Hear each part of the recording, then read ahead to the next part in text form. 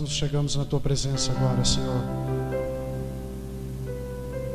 Nós já adoramos Seu nome, Senhor. Já apresentamos a Ti o louvor que nós gostaríamos de ter apresentado a Ti nessa manhã. E agora, Deus, nós queremos ouvir a Tua voz, falar conosco pela Tua palavra, pela ministração da Tua palavra, Senhor.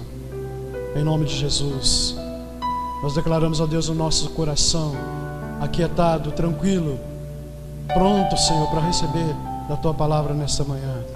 Declaramos, ó Deus, a nossa mente aberta, o nosso entendimento aberto, Senhor, e o nosso coração quebrantado, Senhor, para receber a revelação, a palavra viva, o rema para os nossos corações, para a nossa vida nessa manhã, Senhor. Flua com Teu Espírito Santo através da Tua palavra nessa manhã. Usa, Senhor, o Teu servo nessa manhã com graça, com unção, Senhor, com revelação, em nome de Jesus, para que a Tua palavra caia ao nosso coração, Senhor, e encontre no nosso coração terreno fértil, em nome de Jesus, Pai, em nome de Jesus.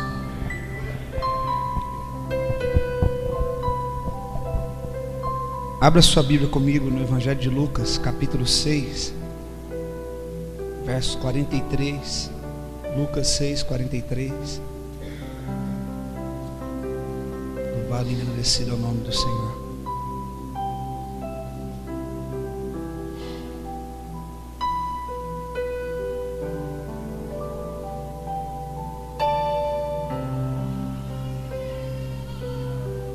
A Bíblia diz algo que o Espírito Santo está colocando no meu coração. Eu quero compartilhar com os irmãos. Diz assim: nenhuma árvore boa dá fruto ruim, e nenhuma árvore ruim dá fruto bom. Toda árvore é reconhecida por seus frutos, e ninguém colhe figos de espinheiros, nem uvas das ervas daninhas.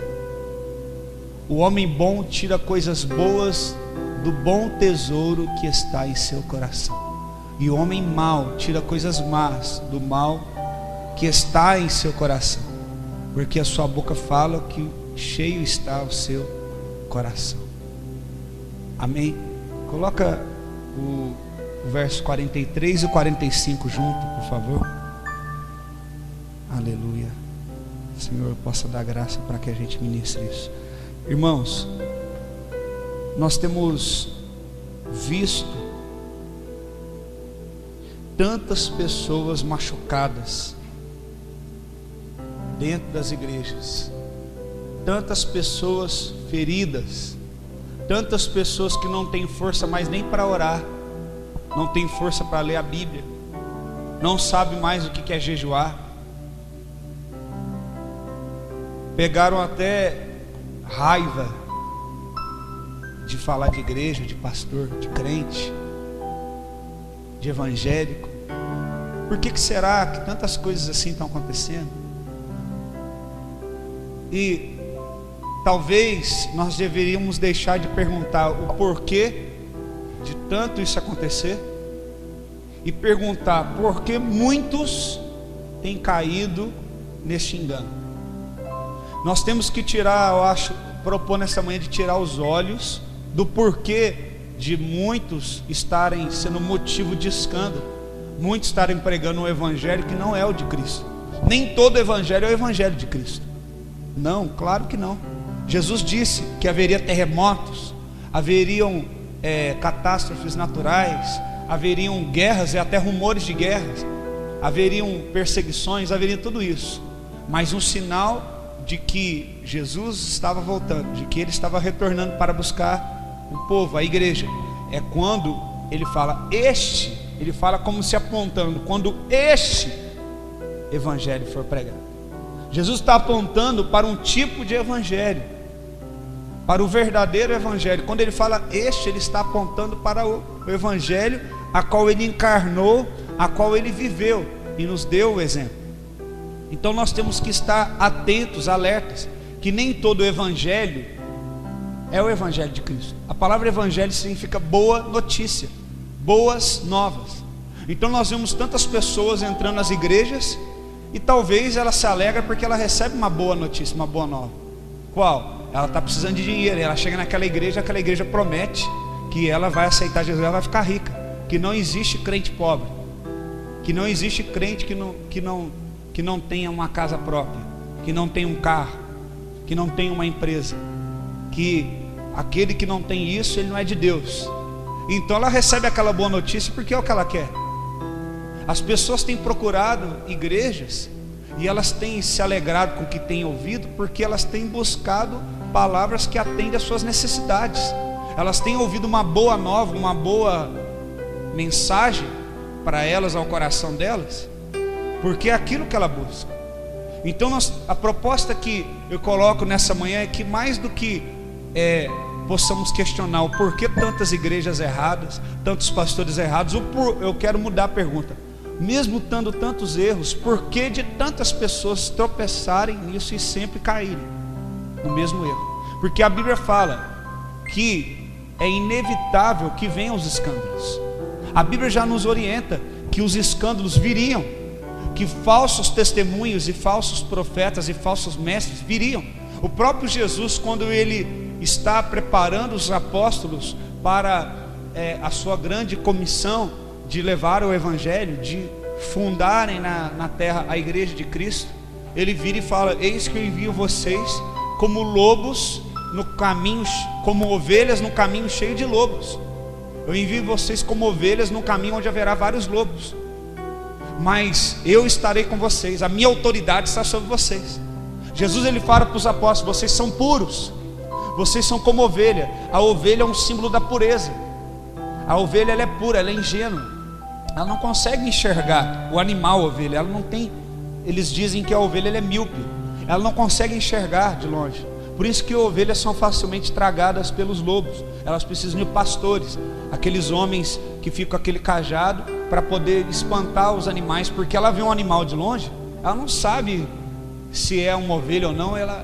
Aquele animal, quando está muito próximo dela, aí que ela identifica o risco, mas ela não tem força para fugir.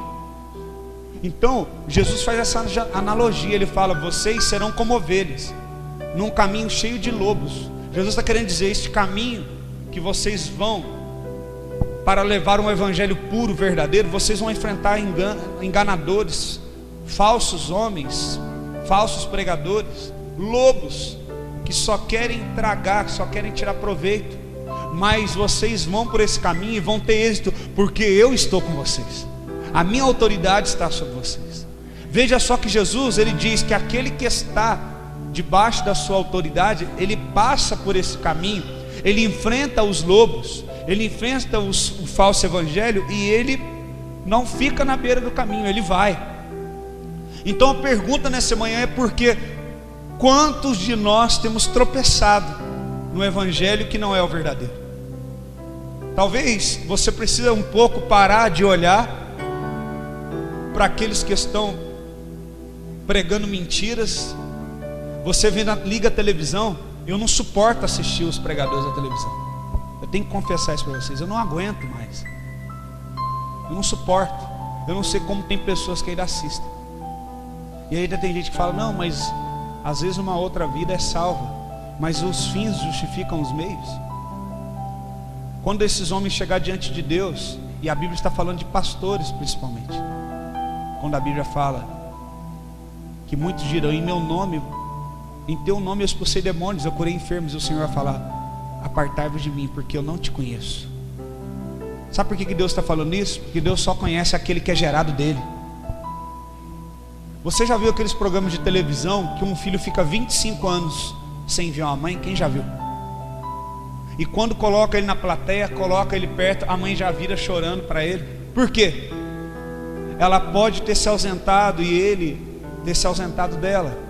Os dois podem ter se ausentado por um tempo, mas ela jamais vai deixar de reconhecer um filho, porque o filho saiu de dentro dela. O filho foi gerado dela. Deixa eu te falar para você, meu irmão, quando você é gerado em Deus, quando o seu ministério, quando as coisas que você tem são geradas em Deus, você jamais deixará de ser identificado como um filho de Deus. Passa a circunstância que você passar. Amém? Por que Deus está falando assim? Apartai-vos de mim, porque eu não conheço vocês. Vocês estão sendo condenados ao lago de fogo por um motivo. Vocês oraram, pregaram, fizeram muitas coisas, mas vocês não são passados despercebidos por mim, não são reconhecidos por mim como filhos autênticos. O filho autêntico é aquele que é gerado pelo Pai, aquele que é gerado em Deus. O meu desejo não é ser evangélico, o meu desejo é ser um filho autêntico de Jesus Cristo, um filho autêntico de Deus por intermédio de Jesus Cristo. Eu quero ser um filho de Deus, porque o filho, ele não só tem a herança, mas ele tem os atributos do seu pai. Então a pergunta nessa manhã, eu volto a reformular: vamos parar de apontar para as igrejas, para os pastores que estão cometendo esses erros, e vamos apontar o porquê que são essas igrejas as que mais crescem, as que mais recebem arrecadação financeira. Por que tantos tropeçam nessa palavra, nesse evangelho? Aqui nós estamos lendo, nós acabamos de ler o verso 43 e 45, diz, nós vamos repetir, que nem uma árvore boa dá fruto ruim, e nem árvore ruim dá fruto bom. A Bíblia está falando que nós conhecemos uma árvore pelo seu fruto. A Bíblia já está nos ensinando uma coisa. Primeira coisa, você conhece uma pessoa pelo resultado, pelo fruto da vida dela, pelas decisões dela. O Evangelho de Jesus Cristo, ele não veio para trazer uma transformação superficial no nosso coração. A religião, ela traz uma transformação superficial na sua vida. Você pode até por um tempo deixar de mentir, mas a religião não te transforma a um ex-mentiroso. Você na religião pode deixar por um tempo até de trair a tua esposa, mas a religião não pode fazer de você um ex-adúltero. Você pode até deixar de ver imoralidade sexual por um tempo, mas a religião não te faz um ex-imoral. O único que tem o poder de transformar a minha vida e a sua vida é Jesus. Não é a religião, não é a igreja Y, X, A, B ou C, mas é Jesus. E aqui ele está falando, primeira coisa que o Senhor nos ensina, que nós identificamos uma árvore pelo fruto. A pergunta é: que tipo de árvore você é? Nós vemos certa vez na Bíblia um homem que era cego de nascença, e Jesus o cura, e quando ele olha, ele fala, o Senhor fala: o que você está vendo? Ele falou: eu vejo os homens caminhando como árvores. A Bíblia sempre nos compara com árvores. E talvez, por que muitos de nós temos tropeçado nesse evangelho falso? Porque talvez dentro de nós, escondido, nós temos uma falsa moralidade, um falso defensor do evangelho, mas dentro de nós queremos esse evangelho mais fácil. Nós queremos sustentar esse evangelho mais fácil. Nós queremos ser membros desse evangelho mais fácil. Nós queremos alimentar desse evangelho barato. Porque a Bíblia fala que o homem bom tira do seu bom tesouro coisas boas, e o homem mau, o homem negligente, ele tira do seu mau depósito, do seu mau tesouro, coisas más. Então você só pode tirar de você aquilo que você tem. Você não pode tirar de você aquilo que você não tem. Você não pode chegar numa pessoa e dizer assim, por exemplo, uma pessoa que chega em você e fala: eu preciso de oração. Meu irmão, por que você precisa de oração? Porque eu sou uma pessoa que tenho mágoa no meu coração, eu não consigo perdoar. E você olha, então começa a falar para aquela pessoa: não, eu vou orar por você, você vai perdoar essa pessoa. Mas você ora por aquela pessoa e aquela oração não tem poder algum. Por quê? Você não tem autoridade para falar sobre isso, porque dentro do seu coração você tem mágoa. Você não pode tirar uma palavra de autoridade sobre perdão e dar para alguém se você não tem isso. Por que uma árvore necessita de frutos? Por que a Bíblia fala que o desejo do meu Pai é que vocês deem muitos frutos, e frutos que permaneçam? Por que a Bíblia nos compara a árvores e fala que nós temos que dar fruto? Porque uma árvore frutífera, as pessoas se alimentam dela. Sabe por que Deus quer que você seja uma árvore frutífera? Não para você pegar os frutos e alimentar o seu próprio ventre. Deus não quer deixar você próspero para você se tornar uma pessoa rica e dizer: não, eu sou abençoado, vocês não são. Veja o meu anel aqui. Não, Deus quer que você seja uma pessoa próspera para que você abençoe outras pessoas. Quando eu falo próspero, não confunda com esse falso evangelho. O próspero não é a pessoa rica, mas o próspero é aquela pessoa que não tem necessidade em nada. Eu sou muito rico, irmãos, muito. Eu pago aluguel, meu carro é financiado, eu não tenho salário, mas eu sou muito rico, porque eu não tenho falta de nada. Nada me falta. Eu não preciso chegar aqui e mercandear a palavra de Deus para que vocês me dêem algo em troca, porque tudo o que eu preciso, o meu Pai, Ele me dá. Ele me sustenta. Quantos estão entendendo o que eu estou falando? Então, quando eu estou ligado em Deus e Deus me sustenta como árvore, eu dou frutos. E eu falo: pode vir comer aqui, toma aqui, fruto para você, fruto para você. E você chega nesse ministério, na igreja, e você é abençoado. Por quê? Porque você está ao lado de uma pessoa frutífera. Você só vai comer do fruto que a pessoa pode te dar. Se você tiver com mágoa do seu marido e conversar com uma mulher que tem mágoa do marido, ela vai alimentar a mágoa do seu coração, porque uma pessoa só pode dar o que ela tem. Se uma pessoa perdeu um bebê e ela vive magoada, por que Deus permitiu isso? E existe uma outra pessoa grávida e vai conversar com ela e fala: olha, ela vai falar de morte, a outra está gerando vida, porque uma pessoa só dá o que tem. Por isso, você só tem autoridade sobre aquilo que você já venceu. Se você venceu a mágoa e você tem um coração cheio de perdão para perdoar aqueles que magoam você, você tem autoridade sobre a mágoa. Você pode dizer: mágoa, saia em nome de Jesus, porque eu já te venci uma vez e posso vencer de novo. Se você é uma pessoa que tem áreas da sua vida que você já venceu, você tem autoridade sobre aquilo.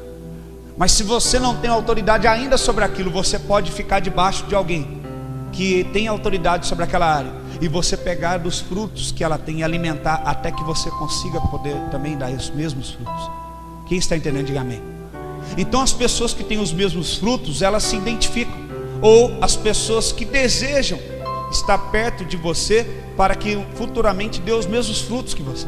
O meu desejo é que as pessoas que andam perto de mim tenham o mesmo desejo de falar de Jesus, tenham o mesmo amor por Cristo, tenham o mesmo amor por vidas, que não preocupe com o horário, que não preocupe com a sua casa, que coloquem pessoas na sua casa, que ore com essas pessoas, que alimente essas pessoas, que lave os pés dessas pessoas. Esse é o meu desejo, porque as pessoas que estão aqui estão comendo desse fruto, então elas não podem dar um fruto diferente daquele que elas estão comendo, daqueles que elas estão se alimentando. Como estão entendendo o que eu estou falando? Então, o porquê de haver tantos escândalos, o porquê de haver tantas coisas erradas, eu diria que é porque muitos têm procurado comer daqueles frutos,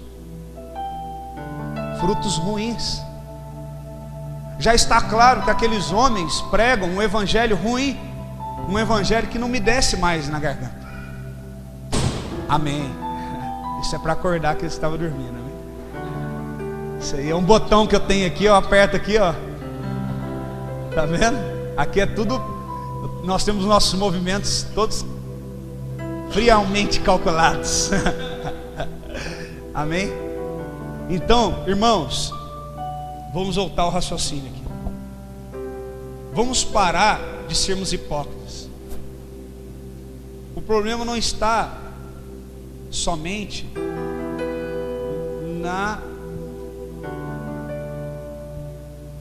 nos falsos profetas e falsos ensinos. O problema está na procura de quem tem ido lá comer esses frutos. Quem está ensinando coisas ruins, erradas, é mal, e do seu mal tesouro ele tem tirado frutos. Não é só o bom que dá frutos, não. Tem gente que confunde a qualidade do fruto com dar fruto. Tem gente que fala assim: não, eu sou uma pessoa de Deus, olha aqui, eu tenho frutos. Quem já viu isso? Eu sou uma pessoa de Deus, olha quantas pessoas aqui me seguem. Tome cuidado. Pastor, mas não tem como questionar, pastor, aquela igreja é de Deus. Por quê? Porque lá está cheio de gente. Aquela igreja começou ontem, já tem mais de 1000 pessoas. É mesmo, irmão? A Bíblia fala que pela quantidade do fruto, você sabe que o fruto é bom? Veja só que a Bíblia está falando ali que o homem mau também, ele frutifica, ele produz frutos.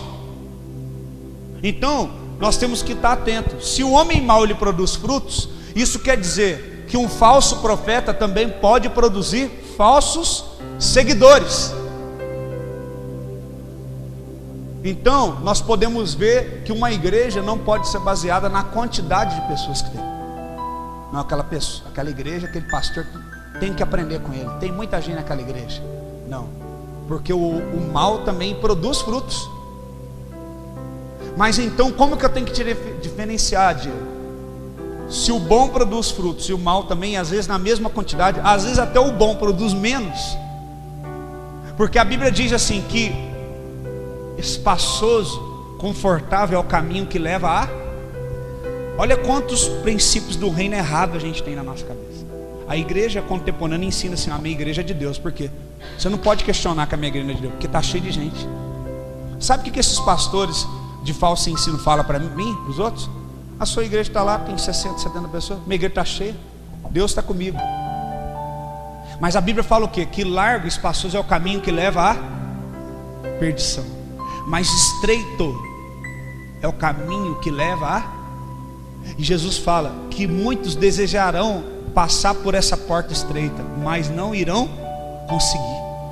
Sabe o que Jesus está falando? Sabe o que ele está querendo dizer? Que na proporção, não estou falando em quantidade, porque eu não sei quantos serão salvos, mas o próprio Jesus está dizendo que na proporção serão mais pessoas condenadas ao inferno do que pessoas salvas. Jesus que falou, não sou eu.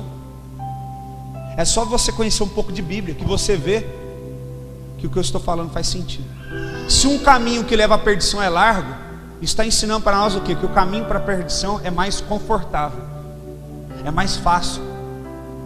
Você imagina, né? Se a gente tem uma porta estreita ali e tenta 100 pessoas passar junto ao mesmo tempo, uma esbarrando na outra, não é confortável, não é agradável. Poucas pessoas vão conseguir passar. Então a primeira coisa que nós aprendemos é que o caminho largo, ele é confortável. Segundo, que vai passar mais gente. Um espaço maior, passa um número maior de pessoas. Mas num espaço menor, ele é mais desconfortável e passa um número menor de pessoas. Quantos concordam e entendem o que eu estou falando? Então, Jesus Cristo está falando que o caminho certo, o caminho da verdade, vão passar menos pessoas por ele do que o caminho errado. Então jogamos por fora essa ideia irrefutável desses falsos profetas, de que uma igreja, ela é baseada pelo número de seus seguidores, como Deus está me abençoando. Eu já vi vários irmãos falando: pastor, falando, irmãos, toma cuidado, falsos ensinos, falsos profetas. Os irmãos, não, mas como é que tem tanta gente lá? Não é possível, Deus está fazendo alguma coisa. Quantos estão entendendo o que eu estou falando? Primeiro, o homem ruim também dá frutos, segundo a sua espécie. Segundo, o reino de Deus é estreito, em devidas proporções. A Bíblia nos diz que menos pessoas passarão por essa porta do que do reino das trevas. Quantos estão entendendo? Então, nós quebramos aqui dois pensamentos que nos foi ensinado totalmente errado. E entendemos que qual é o tipo de tesouro que tem dentro do nosso coração, o que nós estamos valorizando. A Bíblia está falando que o homem bom tira coisas boas do seu tesouro, daquilo que está guardado, e o homem mau tira do teu tesouro coisas más. Nós vemos que a Bíblia fala várias vezes sobre tesouro. Tesouro seria mais do que uma riqueza. Tesouro seria, eu resumiria, sobre algo valioso, algo rico para você, que você guarda num lugar reservado, um lugar seguro, porque você não quer perder aquilo. Então o tesouro, ele vai mais do que uma riqueza, ele vai além de uma coisa preciosa. Ele é uma riqueza, algo totalmente valioso, importante para você, que você guarda, para que você utilize no momento certo. E a Bíblia nos fala sobre algumas orientações sobre o tesouro. Lá em Mateus 6, 19 e 20, nós vamos ler. Acompanhe o raciocínio comigo, amém? Não perca o seu raciocínio. Nós damos muito valor à palavra aqui de Deus. Não acumulem para vocês tesouros na terra. Nós acabamos de ler um texto onde fala: o homem bom do seu bom tesouro tira coisas boas, o homem ruim do seu mau tesouro tira coisas más. É obviamente que nós estamos falando aqui de pessoas, quando estamos falando de pessoas boas, Jesus falou que não havia ninguém bom senão a Deus. Ele está falando de homens e mulheres transformados pelo Evangelho de Cristo, com o coração transformado, amém, irmãos? E aqui fala que nós não devemos acumular coisas preciosas na terra. O que ele está falando? Se tem alguma coisa importante para você, valiosa, se você quer esconder isso, guardar, não guarde aqui na terra. Quantos estão entendendo o que eu estou falando? O tesouro é muito mais do que um objeto. O tesouro é algo que eu pego e falo: isso aqui é muito valioso, eu não posso deixar isso aqui exposto, eu tenho que guardar e trancar. Então o tesouro é algo que está guardado, algo tão precioso para mim que está guardado. E aqui a palavra de Deus diz: se você tem algo que você queira guardar, algo valioso, não guarde na terra, não acumule aqui. Por quê? Aqui a ferrugem, a traça destrói, os ladrões roubam e furtam. Mas acumulem para vocês tesouros nos céus, onde a traça e a ferrugem não destrói, onde os ladrões não arrombam e nem furtam. Ele está dizendo: se você tem algo precioso, você tem que guardar isso no céu. O que Deus está nos ensinando? Primeira coisa, a não valorizar coisas materiais, a não valorizarmos coisas que podemos. Pastor, como que eu posso guardar coisas no céu? Espera aí, eu tenho muito dinheiro, como é que eu vou pôr dinheiro lá no céu? Não tem como você pôr dinheiro lá no céu. Não tem como você pegar seu carro, que você ama tanto, e guardar lá no céu.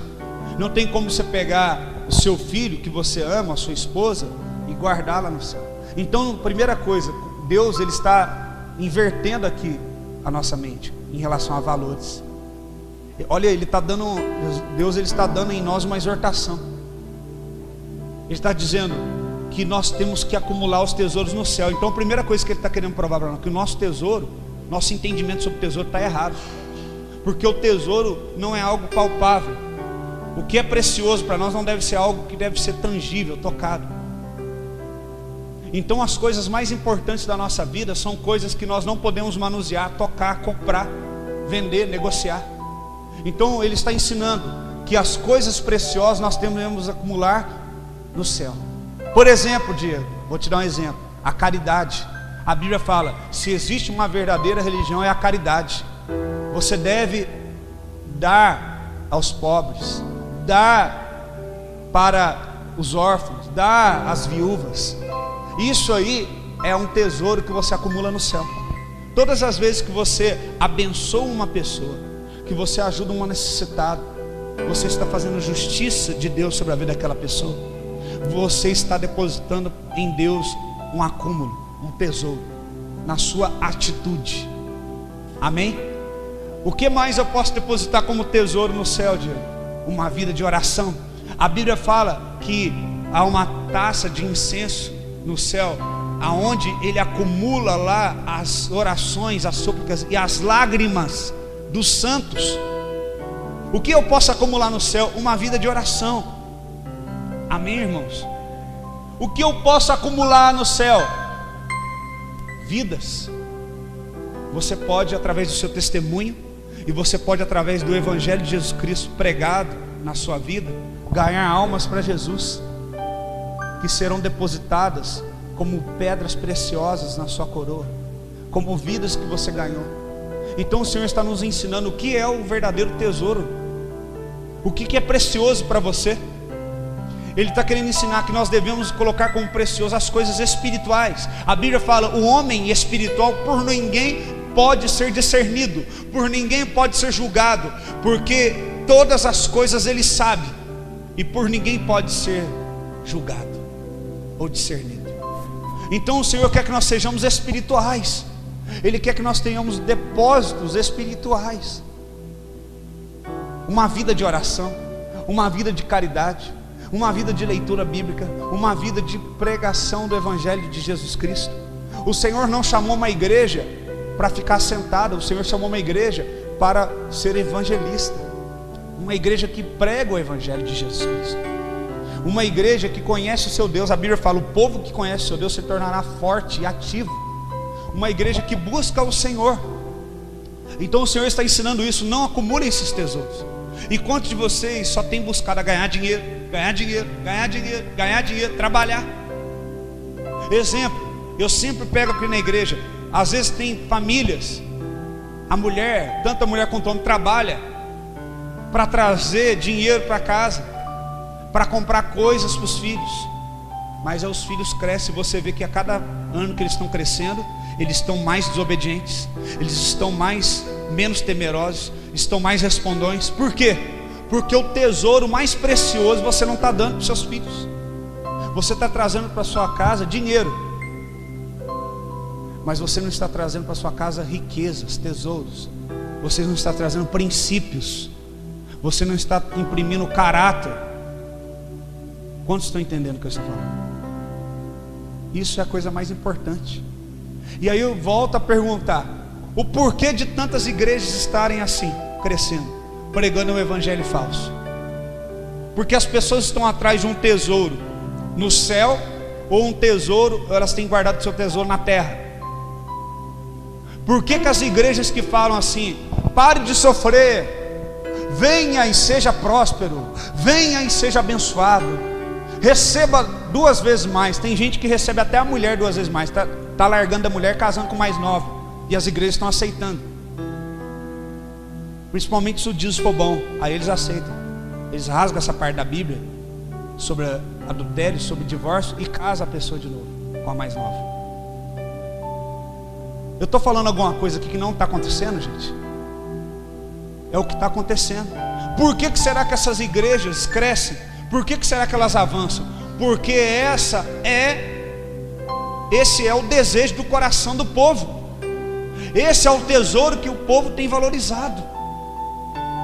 A primeira coisa, antes de apontar o dedo para essa igreja, nós temos que nos arrependermos como igreja e falar: Senhor, nós temos buscado as suas bênçãos, nós temos buscado as suas mãos, nós temos querido amontoar para nós riquezas e tesouros aqui na terra, mas nós não estamos preocupados em ter uma vida espiritual. As igrejas de hoje têm ensinado um governo na terra, um reino na terra, enquanto o Senhor quer te preparar para voltar para a sua origem, que é o céu. A Bíblia fala, irmãos, que as ruas do céu são de ouro. Sabe por que as ruas de lá são pavimentadas com ouro e não com asfalto? Porque o metal mais precioso da terra, lá no céu, servirá para ser pisado, porque nada ofuscará a glória do Senhor. Nem mesmo ouro, nem mesmo a prata, nem mesmo as pedras preciosas poderão ofuscar a beleza da santidade e do governo e da glória e da justiça e equidade do nosso Deus. Então o que aqui antes as pessoas matavam, traíam para ter, lá é pisado, porque não tem valor algum.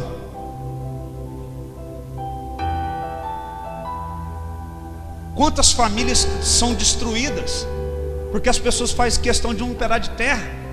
Quantos irmãos não conversam porque faz questão de tijolo? Quantas famílias brigam por causa de um carro, de uma bicicleta, de uma moto? Irmãos, nós precisamos nos arrepender e dizer: Senhor, nós queremos tornar nosso coração para Ti.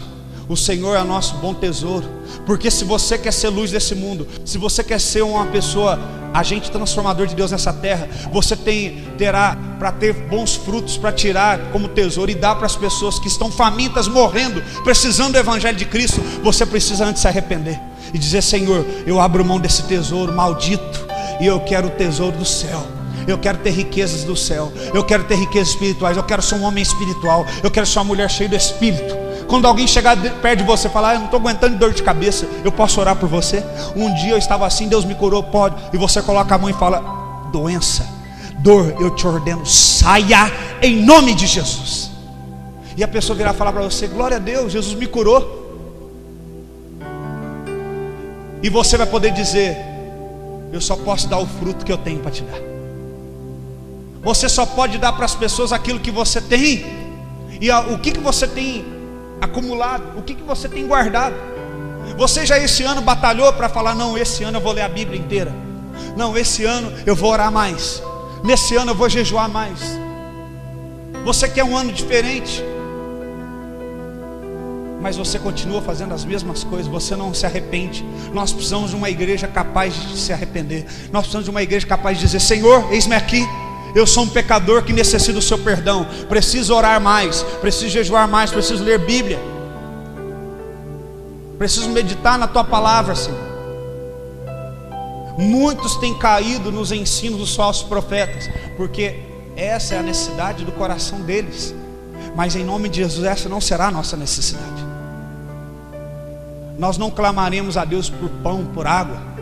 Nós não clamaremos a Deus por um teto sobre a nossa cabeça. Não clamaremos a Deus por emprego ou por casa. Porque aquele que buscar em primeiro lugar o meu reino e a minha justiça, todas estas coisas vos serão acrescentadas. Nós não vamos clamar a Deus por isso. Nós vamos simplesmente buscar em primeiro lugar a Ele, dar o primeiro lugar a Ele. Porque quando você fica buscando pela sua necessidade, você não está adorando a Deus, você está curvando diante da sua necessidade. A igreja contemporânea ensina você a se curvar diante da sua necessidade, a sacrificar pela sua necessidade.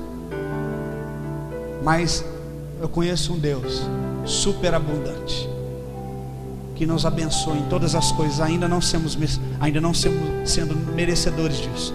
Quando nós depositamos em primeiro lugar nosso coração a Ele, a nossa confiança a Ele. Aonde você tem depositado o seu tesouro? É tão pobre quem só tem dinheiro. É tão pobre quem só tem posses. Pedro estava angustiado porque ele queria ser um homem próspero, pegar peixe.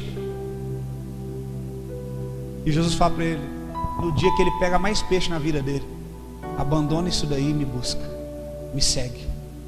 Você já entendeu que para seguir a Jesus você vai ter que talvez deixar o seu sucesso? Enquanto as igrejas estão escrevendo os 5 passos para o sucesso, a Bíblia verdadeira fala: abandone o seu sucesso e me segue.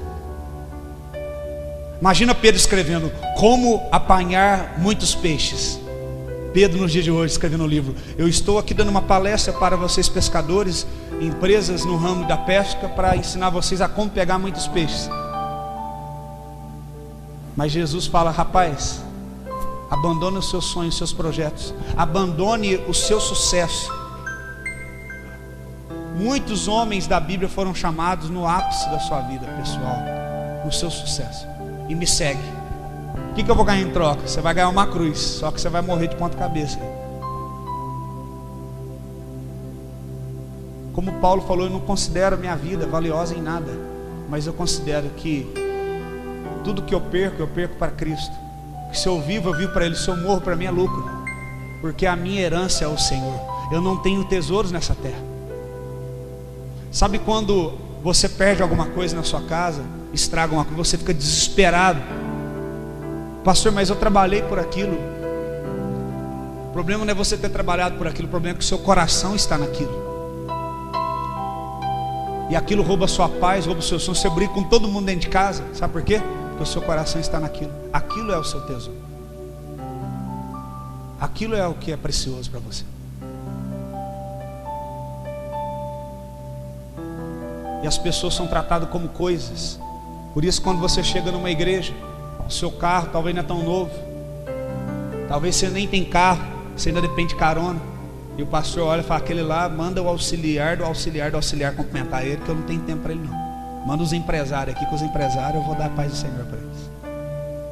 E as igrejas têm tratado as pessoas como coisas, e você tem aceitado isso. Você não é uma coisa, você é o motivo pelo qual Jesus veio e morreu na cruz. E Ele deu o seu sangue para que você vivesse uma vida em Cristo. Não permita ser tratado como coisa, porque Deus entregou a pessoa mais preciosa que ele tinha para morrer no seu lugar, que era Jesus. Por que você permite ser tratado como coisa? Por que você, menina, fica de mão em mão de menino, como se fosse uma qualquer? Por que você, homem, fica num relacionamento, continua insistindo num relacionamento onde você é tratado como uma coisa? Por que você continua frequentando uma igreja onde você é tratado como um número? Como você é tratado como uma coisa? Por que você permite isso, enquanto você é precioso e preciosa para Deus? Então não alimente esse sistema. Peça perdão para o Senhor e diga: Senhor, o meu tesouro é o Senhor. A partir de hoje eu depositarei e acumularei tesouros para Ti no céu. A Bíblia diz no verso 21, Mateus 6, 21: pois onde estiver o seu tesouro, aí também estará o seu coração. Quando você decidir, esse é o meu tesouro, eu não tenho outro bem além do Senhor, o seu coração está nisso. Você está aqui na igreja, mas o seu coração está aqui? Ou você está preocupado com o horário? Não, eu não aguento ficar nessa igreja porque o culto lá acaba tarde. Eu vou para aquela igreja que o culto tem 1 hora. O seu coração está em Deus? Ele é prioridade na sua vida? Quando você vai no shopping, você calcula quanto tempo você vai ficar dentro do shopping? Alguém aqui já entrou dentro, não tendo compromisso posteriormente, entrou no shopping e falou: amor, nós temos exatamente 1 hora e 10 minutos para ficar aqui no shopping. Alguém já fez isso? Você paga o estacionamento do shopping quando você chega ou quando sai? Você não quer ter compromisso com o horário que vai sair. Alguém aqui vai para a casa de um amigo, uma visita, e fala assim: ó, nós temos 30 minutos para ficar aqui na sua casa conversando. Alguém vai a um restaurante comer fora e fala assim: não, nós só temos 20 minutos para comer aqui no rodízio. Por que você não coloca tempo para as coisas que você faz? Porque você tem prazer nelas. Mas por que você quer estipular um tempo e um horário para cultuar a Deus? Porque você não tem prazer nisso. Você está aqui, muitas vezes vem aqui por desencargo de consciência. Você vem e está aqui porque para você se sentir menos culpado pelo seu pecado e você dizer: pronto, cumpri. Enquanto você não entendeu ainda que se existe um sacrifício, uma penalidade que deveria ser feita para que fosse paga pelo seu pecado, já foi feita na cruz, e que isso aqui não deveria ser uma penalidade, mas uma satisfação. Mas as pessoas entendem o fato de elas estar numa igreja ajoelhada orando como uma penalidade, não uma satisfação. A Bíblia fala: antes o seu prazer, eu até arrepio, ó, antes o seu prazer está na lei do Senhor, e nesta lei ele medita de dia e de noite. Ele não tem hora para comer da palavra, sabe por quê? Ele tem prazer. Será que quando você pega a sua Bíblia você tem prazer? Ou você começa?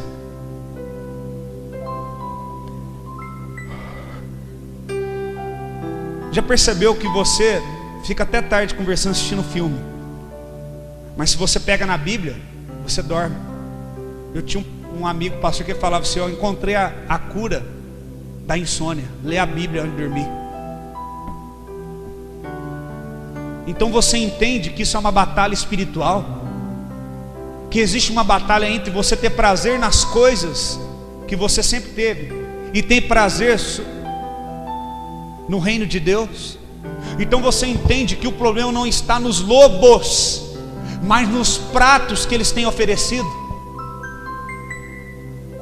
O problema não estava no rei que colocava ídolos e oferecia comidas pagãs diante dos ídolos, mas estava se Daniel se permaneceria justo diante de Deus. E Daniel decidiu firmemente: eu não vou me contaminar com os manjares do rei. Deus está querendo levantar Daniéis aqui nesta manhã, que olham para os manjares e falam: eu não vou comer dessa comida, eu não vou me contaminar. Existem comidas que contaminam, irmãos. Porque o problema não é o que entra em você, mas o que sai. Você pode ouvir até uma heresia, você pode ouvir até um falso profeta, mas o que importa é o que você vai decidir sair de você depois que você ouviu isso. Porque a Bíblia fala que contamina não é o que entra, mas o que sai de você. O que contamina não é você ter visto um falso profeta. O que contamina é você ter ser escandalizado com ele e seguir a mesma direção dele, ser enganado por ele. É o resultado do que sai de você. Lá em Lucas, agora eu peguei fogo, agora prega até meio-dia aqui, ó. Lucas 1, agora começou. Lucas 1, 2, Lucas 2.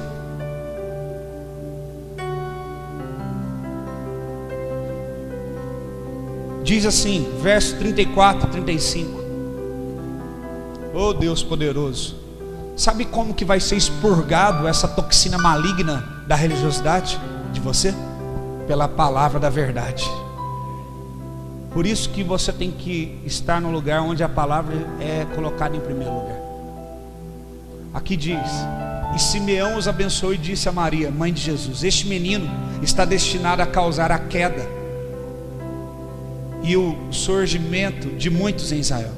A Bíblia fala que esse menino está destinado tanto para a ruína, para a queda, como para levantamento de alguns, e a ser um sinal de contradição.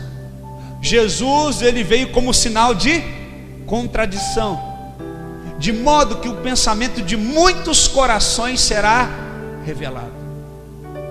Quanto a você, uma espada atravessará a sua alma. Olha o que está falando ali. O pensamento de muitos corações será revelado. Quando que se revela o que está dentro de um homem? Quando ele põe para fora. A Bíblia fala o quê? Que aonde está o teu tesouro, aí está o teu coração. E a boca fala daquilo que o coração está cheio. Então o que acontece, irmão? Acontece que quando o evangelho da verdade entra na tua vida, você tem duas saídas. Ou você se rende a ele e Deus te levanta, ou você vai ser aniquilado, ele vai te derrubar. Porque quando o evangelho da verdade está diante de você, ele faz com que o seu coração revele o que ele pensa. Vou repetir: quando você está diante da verdade, a verdade expurga, ela força com que você tire a hipocrisia, a capinha de religiosidade, aquele véuzinho que você usa, e que você coloque para fora aquilo que você sente. Quando esse homem de Deus olhou para Jesus, falou: esse menino, ele vai ser usado para revelar o coração das pessoas. Sabe por que ele está falando isso? Porque eles estavam vivendo numa época de pura hipocrisia, uma época de falsos mestres, de falsos sacerdotes, de fariseus. Mas por que essa época havia tantos falsos profetas, falsos sacerdotes? Porque o povo era falso diante de Deus. O povo tem a liderança que merece, porque o povo era hipócrita, porque o povo não queria a presença de Deus, eles queriam a mão de Deus, a bênção de Deus. Lá já no início o povo falou para Moisés, quando eles viram um monte pegando fogo e tremendo, e a glória de Deus descendo naquele monte, eles falaram: não, Moisés, não fale Deus a nós, fale Deus a você, e você fala para nós. Você tem falado: o meu negócio é com Deus, eu quero um relacionamento com Deus, mas você tem seguido a homens. Você tem falado isso, mas você parou e deixou de buscar Deus, porque você segue a homens. Porque aquilo que te move é aquilo que te para. Se você é movido por homens, quando o homem falhar com você, você vai parar.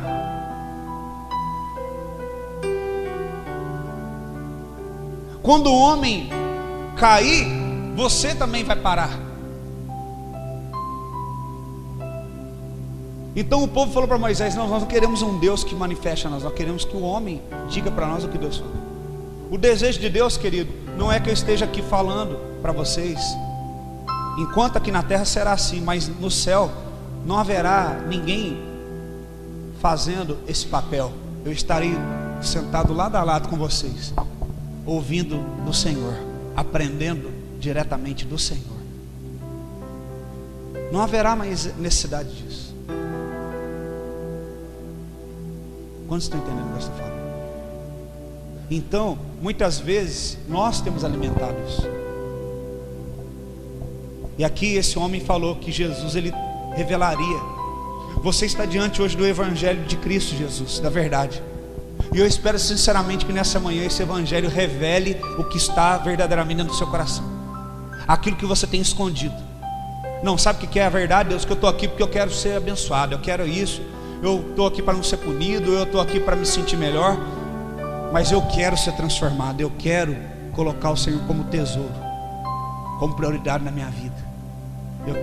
Eu não gosto de orar, mas eu quero gostar de orar. Eu não gosto de ler Bíblia, mas eu quero, Senhor, gostar de ler Bíblia. Eu não gosto, Senhor, de ser espiritual, mas eu quero aprender a ser espiritual. Que você seja autêntico e fale: Senhor, é isso que está no meu coração. Porque aonde está o teu tesouro, aí está o teu coração. Meu coração está nisso aqui, Senhor. Meu coração está nesse homem. Eu gosto desse homem. Eu gosto dessa mulher mais do que o Senhor. Porque ver que pessoas ainda vivem sem conhecer o Senhor não me afeta. Mas quando o meu namorado ou a minha namorada termina comigo, não quer ficar mais comigo, isso acaba com a minha vida. Então isso significa que eu dou mais prioridade para essa pessoa nesse relacionamento do que para o Senhor. Você tem que falar a verdade para Deus hoje. E parar de achar que uma mandinga gospel, que uma coisa vai mudar a sua vida, que uma velinha, que uma florzinha, que um sabonete, que uma oferta, que um salmo vai mudar a sua vida. Isso não vai mudar a sua vida. O que mudou a vida daquele ladrão da cruz foi dizer: esse homem não merece estar nessa cruz, mas eu mereço estar aqui, porque eu sou ladrão. O Senhor olhou para ele e falou: você disse muito bem, é por isso que hoje mesmo você vai estar comigo no meu paraíso. Aleluia. Deus, Ele quer a sinceridade do seu coração. Deus quer que você busque esse tesouro. Deus, Ele quer que você busque de todo o seu coração. Lá em Lucas 12:33, o Senhor diz: eu nunca vejo uma igreja falando isso que Jesus falou. Ele disse assim: ó, vendam o que vocês têm e deem esmolas. A palavra esmola no original significa, vou lembrar, tzedakah, significa fazer-me justiça. A palavra esmola se originou de uma palavra hebraica que se chama tzedakah. Quem já viu aquela Jeová Tzidkenu? O Senhor é a minha justiça. Tzedakah vem da palavra original justiça. Então, quando naquela época havia pessoas pobres, pessoas que não tinham que se alimentar, eles iam para as praças públicas e gritavam: tzedakah. Eles estão gritando: fazei-me justiça. Tzedakah significa fazei-me justiça. Fazei-me justiça, fazei-me justiça. E quando um homem piedoso, temente a Deus, passava e ouvia, e ele sabia que Deus deu posses para ele, para que ele pudesse o quê? Dar parte dessas posses para abençoar o que não tem. Então ele chegava e falava: qual é a sua necessidade? A minha necessidade é essa. Ele ia lá e atendia. Por isso que tem aquela parábola do bom samaritano. Talvez você nunca entendeu essa parábola. Passou o sacerdote e o homem está no chão, o quê? Gritando o quê? Tzedakah. E o sacerdote: não posso fazer justiça porque eu estou atrasado para fazer a obra de Deus. Passou o levita e o homem: tzedakah. O que era justo para aquele homem naquele momento? Tomar um banho, ter as suas feridas curadas, ser hospedado numa cama, alguém que tratasse suas feridas, alguém que o alimentasse. Na justiça de Deus, não na justiça do homem que acha que deve dar ao homem aquilo que o homem merece pelas suas ações. Porque eu não merecia ser perdoado, você merecia, e ele me perdoou, ele te perdoou. Aí passa o samaritano, que nem é hebreu, que nem conhece a palavra, e ele olha e faz justiça. Pega aquele homem, coloca sobre o seu cavalo. Na época que quem não tinha carro, não existia carro, o meio de transporte mais riquíssimo era o cavalo. Andou a pé e puxando o cavalo levou aquele homem. Levou ele numa hospedaria pagou para que ele fosse hospedado, colocou roupas novas, banhou, curou suas feridas e falou: ó, deixa esse homem aqui até se recuperar. Se tiver algum custo a mais adicional, pode pôr na minha conta que eu pago. Isso é o que a igreja tem que fazer. Esse é o papel da igreja. Esse é o nosso papel. Quando fala ali esmola, não é você, é você cuidar daquela pessoa no âmbito financeiro, emocional, espiritual, até que ela esteja numa posição justa diante de Deus, de poder levar uma vida justa, digna. Então ele está falando: ó, pega os seus bens, suas propriedades, vendem e façam justiça, façam tzedaká, façam para vocês bolsa que não se gastem com o tempo, um tesouro nos céus que não se acabe, onde o ladrão algum chega perto e nenhuma traça corrói. O que ele está falando? Deposite as suas forças, suas riquezas em fazer a obra de Deus. As pessoas têm retido. Até aqui eu não falei nada sobre finanças, e não, essa pregação não é sobre finanças. Quem congrega aqui sabe que eu não fico falando de dinheiro, mas vou dar um exemplo. As pessoas têm depositado recursos financeiros na vida dos falsos profetas, sim ou não? Dos falsos ensinos, sim ou não? E os verdadeiros ensinos, as verdadeiras igrejas, missões em outros países, têm passado por necessidade às vezes. Por quê? Porque o recurso está sendo destinado para o lugar errado. E quando você sai desses lugares, você sai decepcionado. Aí você fala: eu não vou dar mais oferta, não vou dar mais dinheiro, não vou ajudar mais nada. Você sai do extremo, vai para o outro. Você dava dinheiro para quem pregava um evangelho errado, e agora você não ajuda mais ninguém também. E isso, a igreja perde com isso, porque atrasa o aceleramento e o crescimento da igreja verdadeira de Cristo. A Bíblia fala que a igreja de Atos, eles traziam todas as propriedades que eles tinham, colocavam aos pés dos apóstolos. Por que nos pés? Pedro, ele é um apóstolo, e Jesus, antes de subir, falou: Pedro, eu vou lavar seus pés, como um sinal de santificação. Ele falou: então me lava inteiro. Ele falou: não é necessário lavar você inteiro, você já foi batizado, é só lavar os pés. Por quê? A Bíblia fala o quê? Quão formosos são os pés daqueles que anunciam coisas novas. Os pés está ligado ao quê? A missão evangelística, a missão de ir e levar o evangelho. E quando Jesus lavou os pés de Pedro, ele estava querendo dizer o quê? Tudo quanto você fizer nesse chamado, nesse ministério, tem que ser santo. Então quando as pessoas traziam riquezas materiais e colocavam nos pés dos apóstolos, eles sabiam que aquilo não era deles. Não era para comprar Rolex, não era para andar de Ferrari, não era para ter fazenda, não era para ter casas, mas aquilo era para ir para missão, era para ir para anunciar o evangelho. Quantos estão entendendo?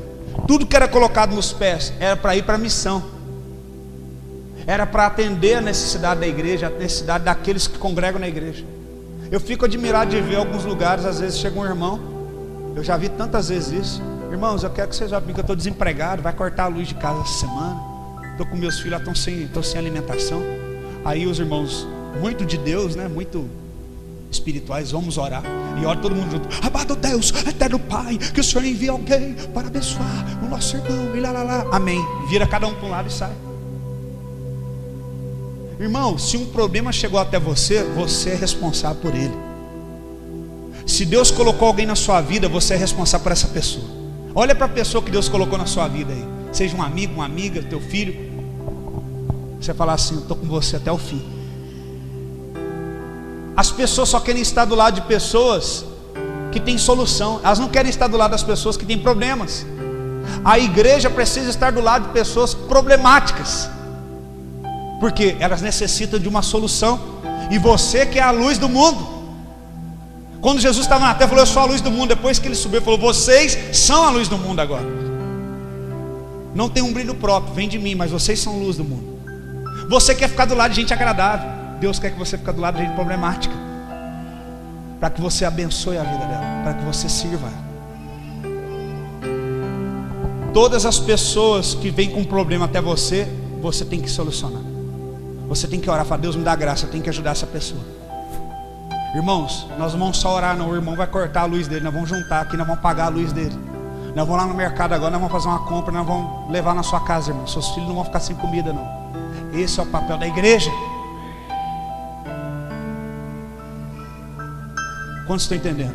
Mas os pastores da igreja contemporânea querem ser ricos, e o povo quer ser rico, e que se dane os pobres, que se dane os que estão com a luz para cortar, que se dane os que estão sem comida, que se dane os que estão doentes. Não, irmãos, nós não somente vamos levar a palavra de Deus, nós não somente vamos expulsar demônios, nós não somente vamos dizer levanta e anda, mas nós vamos também levar alimento aos necessitados, amém? Nós vamos cuidar dos necessitados, em nome de Jesus. Quantos estão entendendo isso? Aonde está o teu coração? Pedro, ele tinha autoridade de Deus, porque ele abriu mão daquela pesca. E quando ele estava diante daquele homem na porta do templo vivendo de esmola, olha que precioso, aquele homem dependia de esmola, de tzedakah.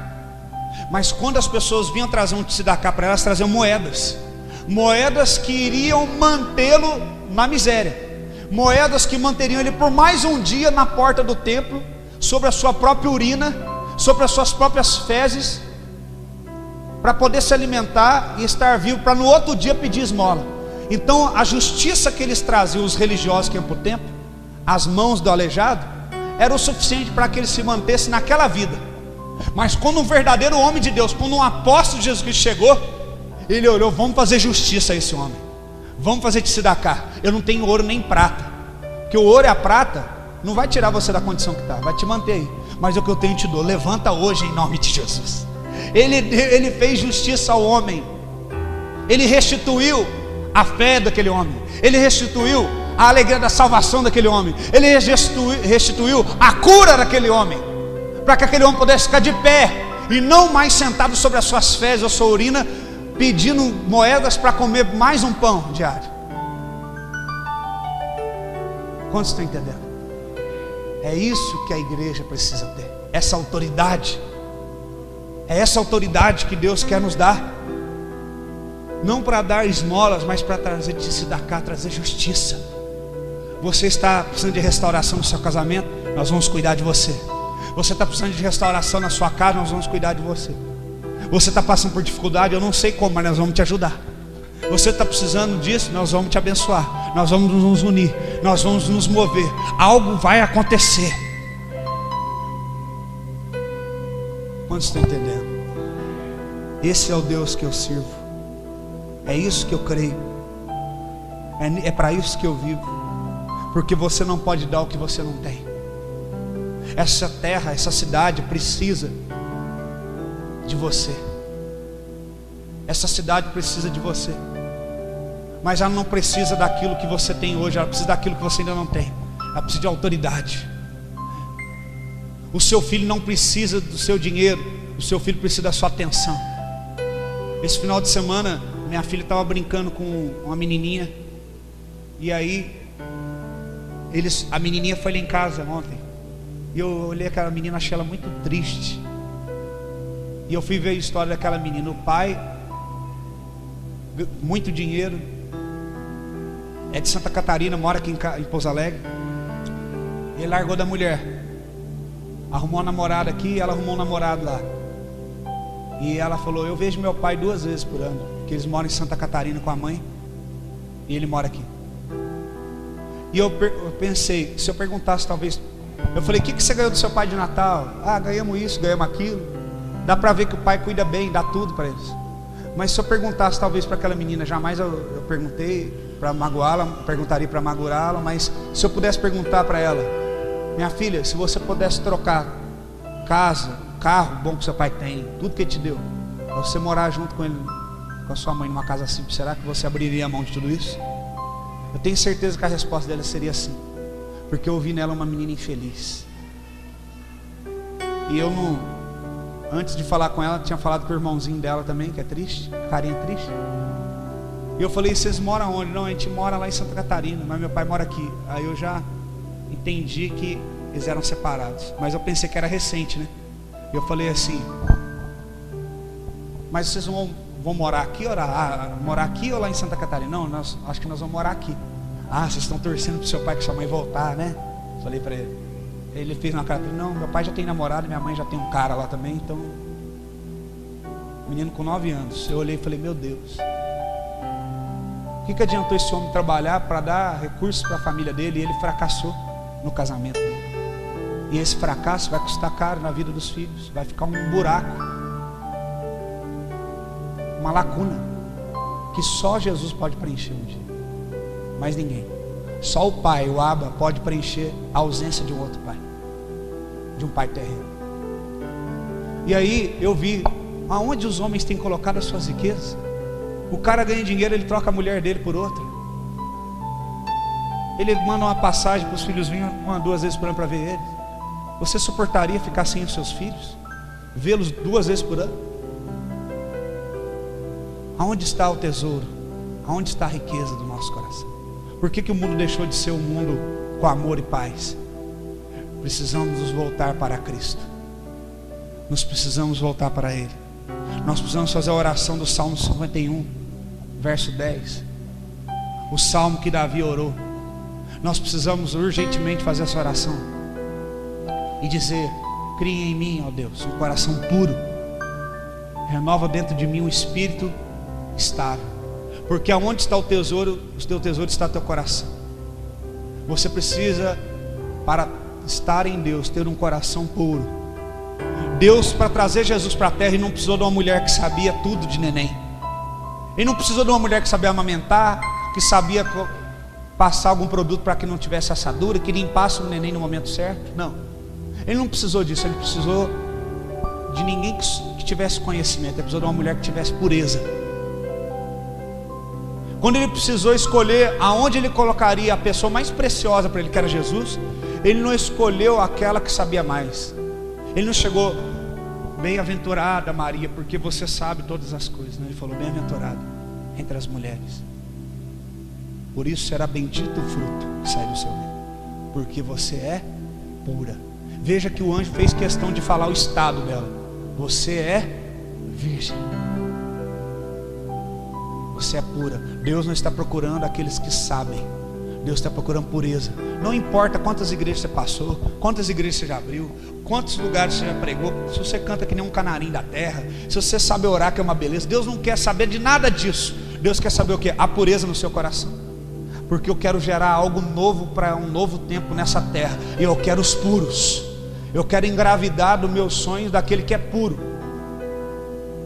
Deus quer que você retorne à pureza, aquele primeiro amor, a uma vida de oração, ter prazer nisso, que você tenha depósito no céu. Será que nessa manhã você, que ainda não é puro, pode dizer: Senhor, eu quero ser puro, cria isso no meu coração. Deus, Ele tem o poder de criar isso no seu coração hoje, se você quiser. Pastor, meu coração está tão sujo, está tão machucado, foi tão enganado, foi tão ferido. Eu creio de todo o meu coração que, se você for sincero hoje, nós estamos debaixo de um ambiente profético. Você pode receber um coração novo. Eu creio, mas eu preciso que você creia também. E você diga: Senhor, me dá um coração novo, cria um coração puro dentro de mim. Eu quero remir os conceitos da tua palavra errados que eu recebi. Eu quero começar tudo de novo. Eu quero começar do zero. Certa vez Jesus chegou para um homem que era conhecedor da lei e falou assim: você precisa nascer de novo. Você imagina Jesus chegando para um pastor, para um bispo de uma igreja e falar assim: é necessário que você nasça de novo. Ele vai falar: quem é você para falar isso para mim? Eu sou bispo dessa instituição, eu sou pastor dessa denominação, eu sou apóstolo. Mas eu quero dizer, é necessário que muitos pastores, apóstolos, bispos, muitos crentes que estão aqui até mesmo nessa manhã, nasçam de novo, recebam um novo nascimento da água e do Espírito. Por que a Bíblia fala que o novo nascimento é da água e do Espírito? Porque todo mundo, quando nasce do parto natural, nasce da água. Você está numa bolsa cheia de água, aquela bolsa estoura, você sai de lá, é o seu parto natural. Você é uma criatura de Deus. Mas para você tornar um filho de Deus, você precisa ter um nascimento espiritual. Por isso que a Bíblia fala, nascido da água e do Espírito. Se você só nasceu da água, você é uma criatura que não experimentou ainda das coisas celestiais. Mas se você nasceu da água, de um parto natural, e hoje você está sendo gerado no Espírito, e você nasce do Espírito, as coisas do Espírito começam a nascer e brotar de dentro de você. Há um calor brotando no teu coração agora, há uma sede, algo diferente que há muito tempo você não sentia. Meu irmão, você está nascendo de novo. Você está nascendo do Espírito. O Espírito Santo está brotando dentro de você uma coisa nova. Eis que vejo coisa nova. Aleluia. Eis que eu vejo uma coisa nova acontecendo na tua vida nessa manhã. E a boa nova é que você está nascendo de novo, que a verdade do Evangelho está brotando dentro do teu coração, que o desejo de viver para este Evangelho está brotando dentro de você. Feche os teus olhos e comece a pedir: Senhor, brota no meu coração, brota, Senhor. Boa é essa palavra, Senhor. Eu quero ser um homem novo, eu quero ser uma mulher nova. Cria no meu coração um coração puro, porque para Deus essas coisas que você fazia lá não tem valor nele. Não tem valor o quanto de dinheiro que você pode dar. Não tem valor para Deus o valor do seu dízimo. Não tem valor para Deus o quanto de gente que você consegue pregar ou cantar. Tem valor para Deus a sinceridade do teu coração. Não é o que você faz, mas pelo motivo que você faz. Aleluia. Eu sinto a presença de Deus nesse lugar. Aproveite esses últimos minutos de culto para você se derramar.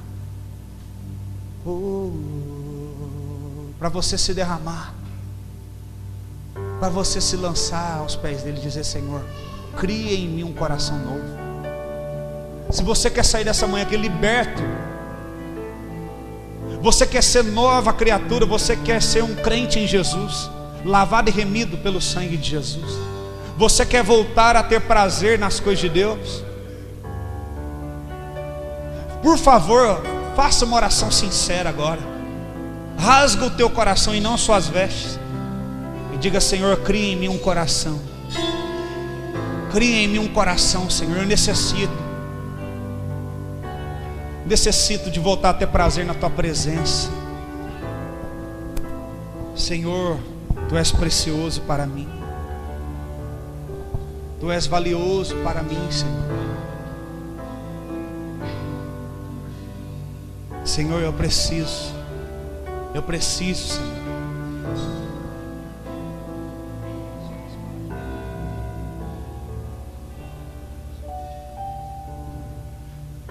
Cria no meu coração, Jesus. Cria, Senhor. Cria, Senhor, um coração puro, que deseja a tua presença mais do que tudo. Que tu sejas o tesouro, que tu seja a minha maior riqueza. Aleluia. Transforma o meu coração, Senhor. Transforma a minha vida, Jesus. Transforma-me, Senhor. Transforma-me, Senhor. Transforma-me, Senhor. Transforma-me, Senhor Jesus. Transforma-me. Pede.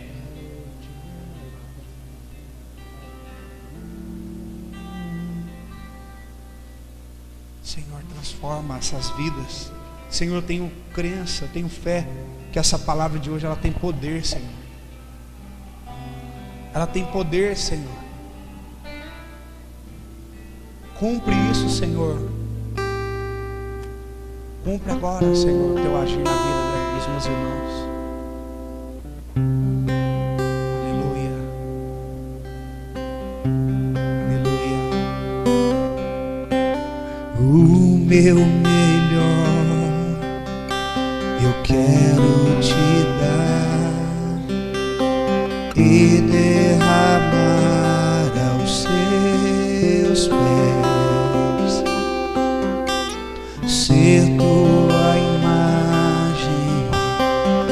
semelhança é o desejo do meu coração. Se o meu corpo errar no caminho, meu coração clamará por ti. Abraça-me com tua misericórdia, vem me envolver. Tua face eu quero ver, quero vestir as roupas da santidade e mergulhar todos santos. Tenho sede de Deus, eu quero conhecer, quero exalar mais de Deus.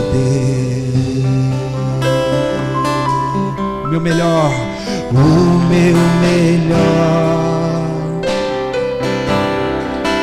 quero te dar, Senhor. Me derramar aos teus pés, ser tua imagem e semelhança é o desejo. Vamos colocar de pé, adorar o Senhor. Se o meu corpo errar o caminho, meu coração clamará por ti. Abraça-me com tua misericórdia. Deixa o Senhor te envolver. Vem me envolver. Tua face eu quero ver. Quero vestir as roupas da santidade e mergulhar no santo dos santos. Tenho sede de Deus, quero conhecer, eu quero exalar mais de Deus. Quero vestir as roupas da santidade e mergulhar no santo dos santos. Tenho sede de Deus, quero conhecer, eu quero exalar mais de Deus.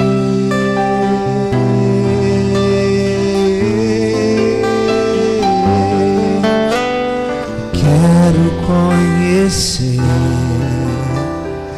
quero exalar mais de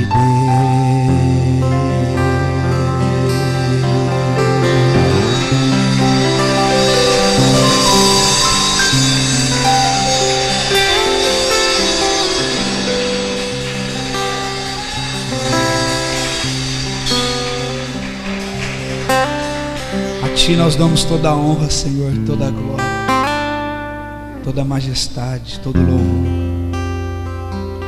A Ti, Senhor, digno, Senhor. Digno Tu és, Senhor, e não há outro como o Senhor.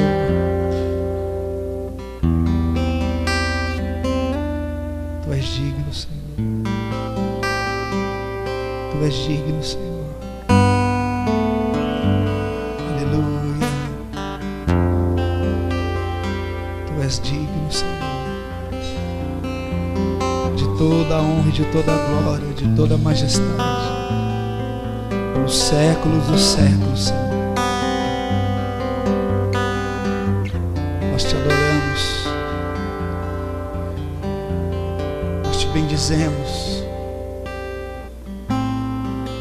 Nosso prazer está em Ti, Senhor.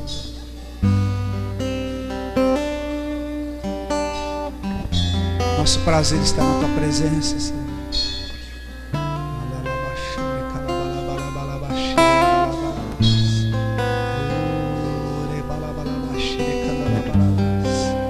Oh, Espírito Santo de Deus.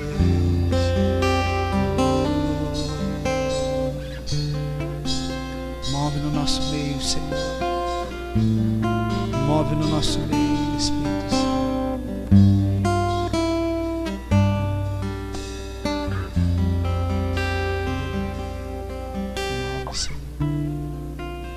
Levanta, Senhor, aquele que está caído.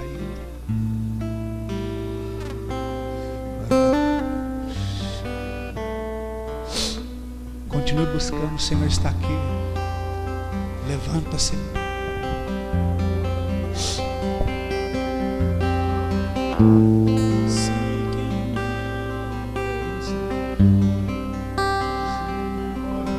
Santo, Senhor.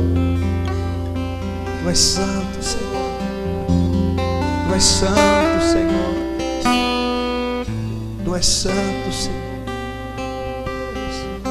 Tu és santo, Senhor.